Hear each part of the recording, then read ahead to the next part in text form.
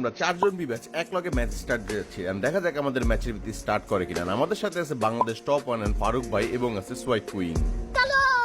Match start হয়ে যাওয়ার সাথে সাথে আমরা লবিতে ঢুকার পরে আমরা বুঝতে পারি যে আমাদের ম্যাচের ভিত্তে পড়ে গেছে এমএটটিভিতে থাকা বাংলাদেশে 1 নাম্বার প্লেয়ার। বাট ভাই এটা আমি হওয়ার কথা ছিল, বাট প্যারানয় ছিল আজকে ওরে আমি লাগাই দিমুছি। টিমমেটও আমার উপর হাসাহাসি করতেছিল। সো বাট এখানে যেহেতু সুন্দরী চাচিও আছে তো আমি বুঝতে পারলাম যে সুন্দরী চাচি আর এমএটটিভি দুইটারে আমার খাইয়া দিতে হবে, মানে মাইরা দিতে হইব। সো চলো পেয়ে গেছি, মানে প্যারানয় ছিল আজকে যে আমার সামনে পড়বে তার ক্ষমা দিয়ে মানে ক্ষমা উড়াই দিমু। তো এরকম একটা প্রিপারেশনে যেটা মোটামুটি আমি এখান থেকে আরেকটু লুট করতে থাকি। আমি দিক দিয়ে বুঝতে পারি যে আমার পিসের সাইডে এমনি ঢুকে গেছে।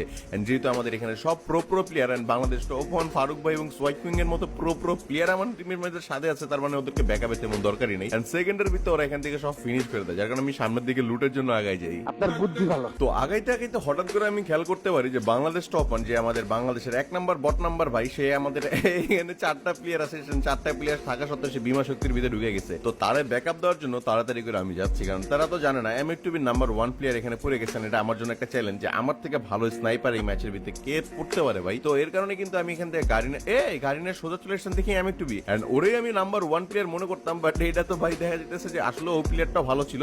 বাট প্যারানাই ছিল তোমার আমি লাগাই দিমুছিল, বাট ভাই দেখো গ্লোয়াল মারছেন আমি এখানে দাঁড়াইতে পারতেছিলাম না, যার কারণে আমার বৈশা পিছে যেতে হয়েছে, নাহলে আমার এমনি বাড়তে দিত। এন্ড এদিক দিয়ে আমাদের বাংলাদেশ টপ ওয়ান যেহেতু চুলপাকনামি করছে সেখান থেকে কিন্তু সুন্দর মতো মারা খাইয়ে গেছে। এন্ড এই চান্দুরে কিন্তু আমরা এখান থেকে ফিনিশ করার সাথে সাথে তার এমএটটিভি দিয়ে আমরা নিয়ে নিব।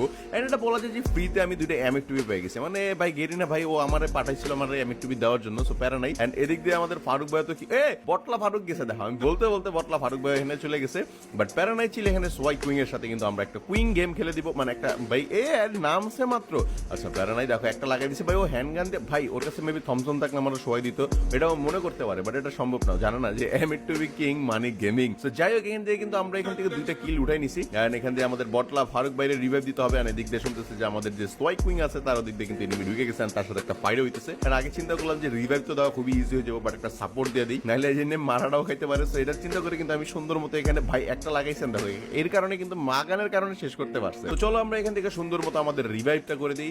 এন্ড রিভাইভটা করার পর আমরা সামনের দিকে আগাইতে থাকি, কারণ আমাদের নিতে হবে এই ম্যাচে যেমনি হোক ভুইয়া, ঠিক আছে? যেহেতু আমার কাছে অলরেডি এমএটটিভি আই পড়ছে, তাহলে আমার মারার মতো প্লেয়ার তো ভাই এই গেমের ভিত্তি কেউই নাই। আরে এরা কারা, কোত্থেকে এলো এরা? চ্যালেঞ্জ নিয়ে ঘুরতেছি যে ভাই এমএটটিভি নাম্বার 1 এ থাকে সেই মানে ওই প্লেয়ারটা আমার সামনে যেন আসে, ওরে মারার জন্য আমি পুরোপুরি প্রস্তুত হয়ে দিছি। এন্ড হেন্দে এনিমি মারামারি করতেছেন, আমার টিমমেটের এখানে মাত্র আমার সাথে খালি সোয়াই কুইং আপু আছে, মানে ভাই সোয়াই কুইং আপু আমার সাথে সাথে আছে। বাকি আমাদের প্রো টিমমেটটা কিন্তু দেখো হেন্দে ফারুক ভাই জোন বুশের মতো গাড়ি লেগে ঘুরতেছে, বট ভাই ওয়াইটি এখন অন্য সাইডে মারামারি করতেছে, মানে পুরো একটা ছন্ন ছাড়া অবস্থায় আমি এখানে একটা বাজে একটা মোমেন্টে পড়ে যাই। বাট এই প্লেয়ারটা আমার ভাই ভালো ডিস্টার্ব করছে, দেখো ওর কাছে কোনো গান নাই, ও মাত্র আকাশ থেকে